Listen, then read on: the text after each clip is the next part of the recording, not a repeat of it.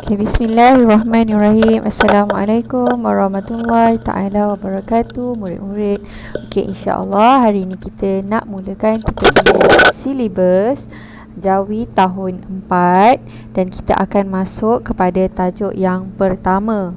Okay, Ustazah akan bekalkan kepada murid-murid buku teks digital untuk lihat terlebih dahulu. Okay.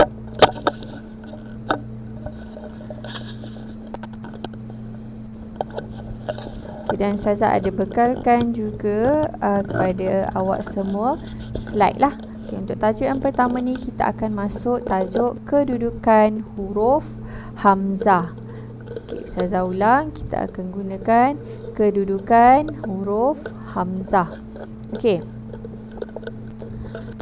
bila kita nak gunakan dan bila kita nak letakkan huruf hamzah ni, okay, pertama kita boleh lihat kedudukan huruf hamzah di atas huruf alif. Huruf hamzah ni di atas huruf alif.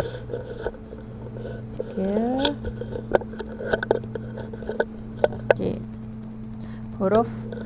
Okey, yang pertama huruf hamzah di atas huruf alif. Okey, yang kedua huruf hamzah berada di bawah huruf alif. Okey, yang ketiga huruf hamzah 3 suku. Maksudnya huruf hamzah ni dia ada dekat atas macam okey, tengok kedudukan hamzah ni dia ada dekat atas sedikit dengan huruf alif. Okey, yang keempat huruf setara atau sejajar. Okey, huruf hamzah ni dia setara. Dia sama dengan kedudukan dia dengan huruf alif. Dan kelima adalah huruf hamzah berumah. Okey, huruf hamzah ni dia ada rumah dia lah. Okey, jadi dalam tajuk kedudukan huruf hamzah ni dia ada 5 kedudukan. Okey, untuk pembelajaran yang pertama ni Ustazah akan ajar kedudukan hamzah di atas huruf alif. Okey. Okey, unit 1 huruf hamzah di atas alif. Okey. Untuk unit 1 ni dia ada 4 pecahan tajuk kecil lah. Okey, pertama adalah digunakan pada semua kata dasar yang bermula dengan huruf apabila menerima imbuhan awalan dal, sin, kaf. Okey, ini saja tertinggal huruf alif kat sini. Digunakan pada semua kata dasar yang bermula dengan huruf alif. Okey, apabila menerima imbuhan awalan dal, sin, kaf. Okey, imbuhan awalan dal, sin, kaf ni macam contoh dal ni biasa kita akan gunakan untuk perkataan merujuk kepada di. Okey, di. Contoh dal tambah dengan perkataan aso sama dengan dia akan jadi di aso. Dia akan jadi di aso. Okey, yang kedua sin. Sin merujuk kepada imbuhan se. Okey, imbuhan se. Contoh sin tambah dengan ulas. Dia akan jadi seulas. Manakala kaf merujuk kepada imbuhan ke. Okey, contoh kaf tambah dengan istana, dia akan jadi ke istana. Okey, Ustazah ulang balik.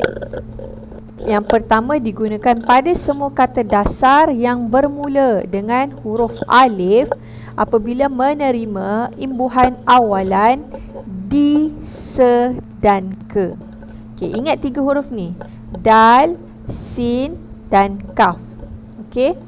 Bila awak nampak je perkataan dal, sin dan kaf dan huruf pertamanya huruf alif, maka secara automatik alif ini akan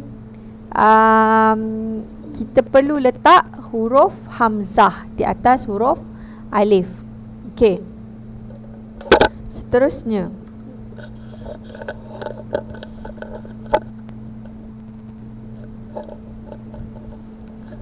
untuk yang kedua, fungsi hamzah di atas huruf alif sebagai pembeza maksud. Okey, sama juga. Contoh dia bagi imbuhan dal, sin dan kaf. Okey, kata dasar yang digunakan untuk bagi perkataan untuk imbuhan di, kata dasar digunakan adalah arah. Okey. Huruf hamzah diletakkan di atas huruf alif. Okay, awak tengok ni, huruf hamzah ni mestilah diletakkan di atas huruf alif. Okey. Huruf hamzah tidak diletakkan di atas huruf alif, dia akan jadi, okey, saya akan terangkan. Okey. Huruf untuk untuk imbuhan di, kata dasar yang digunakan adalah arah. Okey. Maka bila kita letakkan huruf hamzah bila kita letakkan huruf hamzah di atas huruf alif, dia akan jadi di arah. Okey, dia akan jadi di arah. Okey, kalau kita tidak letakkan huruf hamzah dekat atas huruf alif, okey, kalau awak cuba tengok perkataan alif ni, atas dia tak ada hamzah. Bila tak ada hamzah, maka maksud dekat sini dah lain. Okey, dia dah berbeza maksud. Yang ini di arah, yang ini dia akan jadi darah. Kan dua benda yang berbeza. Okey. Jadi perlunya kita letak hamzah untuk membezakan maksud. Okey, tengok contoh imbuhan bagi sin, se. Okey, kata dasar yang digunakan adalah aliran. Okey, bila kita letakkan huruf hamzah di atas huruf alif, okey, huruf hamzah ni kita letakkan di atas huruf alif ni, maka dia akan jadi maksud sealiran.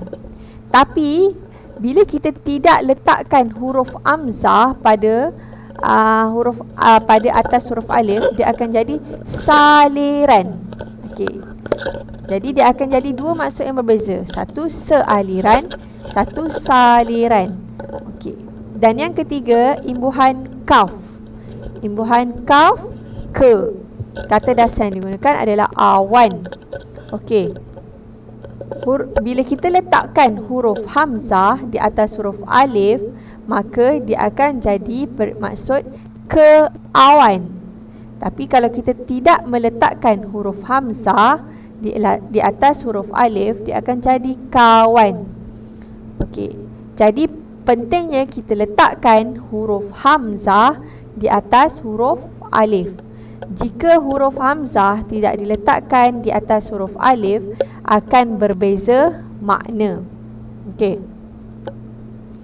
Seterusnya, yang ketiga, bagi perkataan yang berawalan huruf I dan huruf I dan I taling atau bunyi O dan U, kedudukan hamzah tetap di atas alif. Okay, contoh kita tengok. Bagi I taling, okey, untuk I dan juga I taling. Okey, indah. Okey, kita kena letak, bila ada imbuhan sin, kita kena letak hamzah dekat atas alif. Dia akan jadi seindah. Elak. Okey, untuk I taling pula. Elak. Okey, alif ni dekat atas ni juga kita perlu letakkan hamzah. Jadi dia akan jadi di elak. Hamzah dia tetap dekat atas, tak boleh dekat bawah. Okey. Begitu juga dengan U. Ulas. Seulas. Hamzah tetap kita letak dekat atas. Okey. Dan O. Bagi perkataan olah. Okey. Tengok. Diolah. Hamzah ni tetap kita letak di atas alif. Okey, seterusnya nombor 4. Bagi kata pinjaman Arab yang bermula dengan huruf alif dan dengan vokal U dan I, kedudukan hamzah tetap di atas alif. Okey, contoh bagi perkataan kata dasar bagi perkataan pinjaman bahasa Arab, iaitu usul. Usul. Okey, usul. Usul ni adalah merupakan perkataan pinjaman bahasa Arab. Okey. Dan dia menggunakan imbuhan dal, imbuhan de. Jadi dia akan jadi diusulkan. Hamzah ni tetap kita letak di atas alif. Yang kedua, ikhlas. Okey, ikhlas juga merupakan kata pinjaman Arab. Okey, kata pinjaman Arab. Okey, maksudnya kat sini dia guna kata dasar ikhlas dan menggunakan imbuhan se. Okey, dia akan jadi se-ikhlas. Hamzah tetap di atas alif. Dan yang ketiga, kata dasar yang digunakan adalah iman. Iman yang merupakan juga kata pinjaman Arab. Okey, dan imbuhan yang digunakan adalah imbuhan ke. Okey, jadi bila disambungkan ke dengan iman, dia jadi keimanan. Okey. Jadi kat sini hamzah juga perlu diletakkan di atas huruf alif. Okey. Jadi Ustazah simpulkan semula, untuk pembelajaran hari ini kita belajar kedudukan huruf alif di atas hamzah. Okey, kedudukan huruf alif di atas hamzah.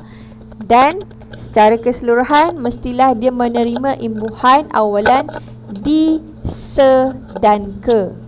Itu mestilah imbuhan dal, sin, kaf yang bermula dengan huruf dal, sin, kaf. Dan pastikan dalam kita nak mengeja, mesti kedudukan huruf hamzah ni di atas huruf alif, bukan kedudukan hamzah ni dekat bawah. Okey. Ini untuk tajuk yang pertama saja dulu. Okey, yang pertama tadi digunakan untuk imbuhan awalan dal, sin dan kaf. Yang kedua tadi kita gunakan bila untuk membeza maksud. Okey, kalau kita tak letak hamzah dekat atas, maka dia akan jadi maksud yang berbeza. Okey, yang saya terangkan tadilah, contoh macam diarah. Kalau tak letak hamzah dekat atas, dia akan jadi darah. Sealiran. Kalau tak letak hamzah di atas alif, dia akan jadi saliran. Okey, keawan. Kalau kita tak letak hamzah di atas alif, dia akan jadi kawan. Okey, yang kedua adalah untuk membezakan maksud. Yang ketiga adalah kata perkataan yang berawalan dengan huruf i dan i taling atau bunyi o dan u, kedudukan hamzah tetap di atas alif. Okey, senang cerita kalau awak jumpa huruf vokal I, taling, U dan O dekat awal perkataan, awak kena letak hamzah di atas huruf alif. Dan yang keempat adalah kata pinjaman bahasa Arab yang dimulai dengan huruf alif dengan vokal U dan I. Contoh usul. Usul alif yang pertama ni, alif yang pertama ni kita guna huruf U. Ikhlas, alif yang pertama ni kita guna huruf I. Iman, alif yang pertama ni kita gunakan huruf I. Jadi betul lah dia kata, bagi kata pinjaman bahasa Arab yang bermula dengan huruf U dan I, vokal U dan I, kedudukan hamzah dia tetap sama, mestilah dekat atas huruf alif. Okey, itu sahaja untuk pembelajaran kita hari ini. Untuk latihan Ustazah akan bagi dalam grup Telegram. Terima kasih murid-murid.